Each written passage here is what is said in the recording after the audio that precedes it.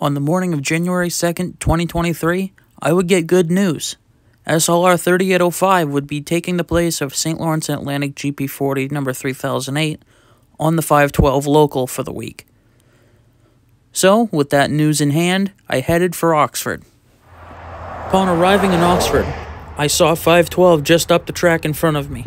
I knew right away that I wasn't going to catch the train in town, so I headed for 121, a road that parallels the St. Lawrence Atlantic main line from Oxford to Mechanic Falls.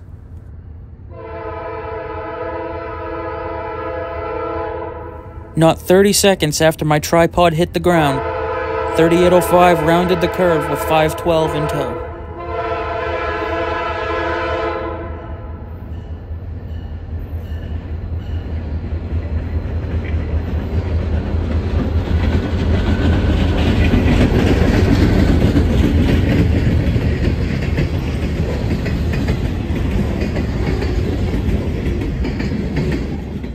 Here's some interesting trivia on the 3805.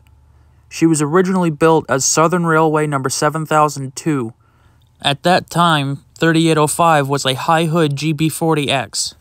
The GP40X was a locomotive put out by EMD in 1977 as a testbed for the 50 series technology. Unlike the 50 series, however, the GP40Xs proved to be reliable workhorses for the companies that owned them. The companies were Atchison, Topeka, and Santa Fe, Union Pacific, Southern Pacific, and the Southern Railway. Now in Mechanic Falls, 3805 will drop the two center beams on the rear of the train before returning to Lewiston Junction. Although I wish we had, we did not catch this switching move on video.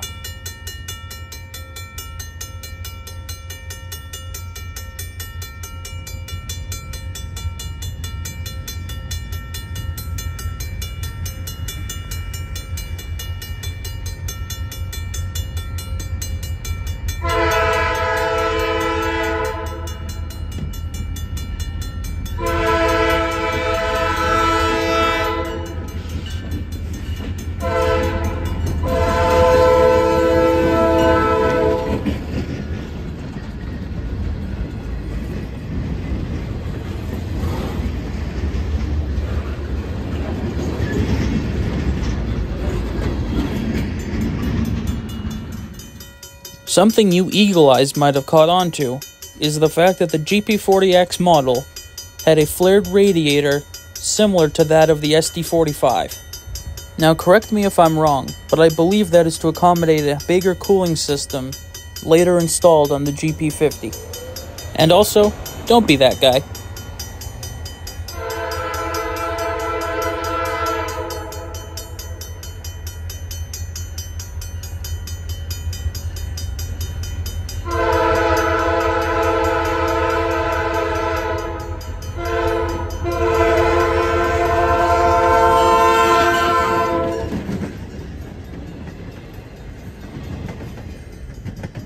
Another thing of note, the horn on 3805 is in fact its original, a Southern Railway P5A.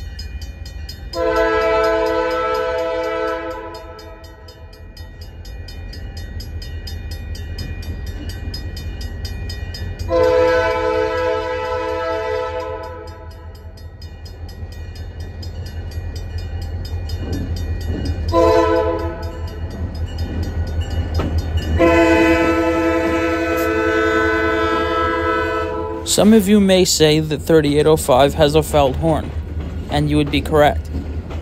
Though we do not know why the horn sounds this way, I believe it to be a cracked manifold or plugged power chambers. And finally, the moment we had been waiting for had arrived. 3805 running as designed, long hood forward.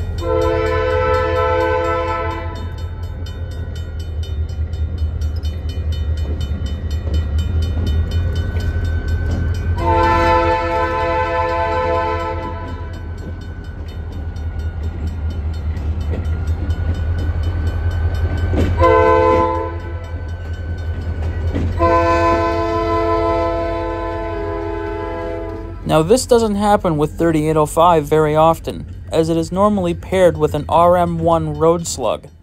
This is 803, one of St. Lawrence and Atlantic's RM1s. Notice that 803 has no radiators. That is because this locomotive has no engine. Oftentimes with diesel locomotives, they produce more power than they can put down to the rails themselves. And that is where the slugs come in. The slugs take the unused electricity and put it to the rails through traction motors. In the case of the 803, she is paired to GP40M-3, number 3803. Now, here's 3805 paired with her road slug, the 805.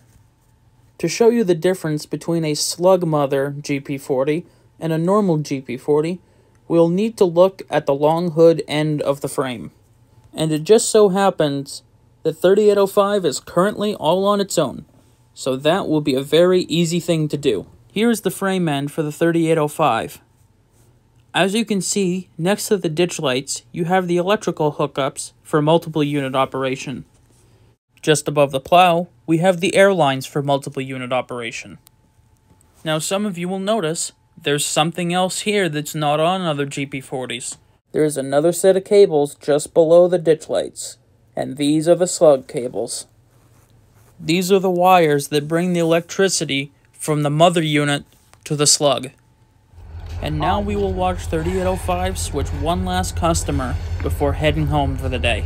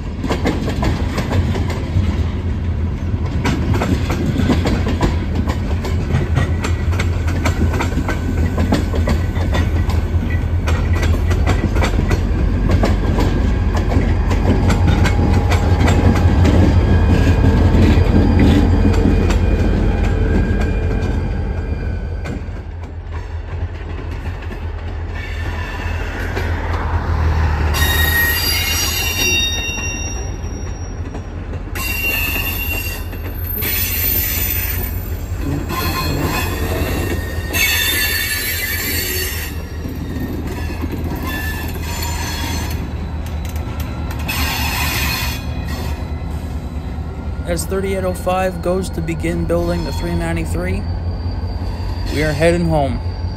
Thank you guys for watching.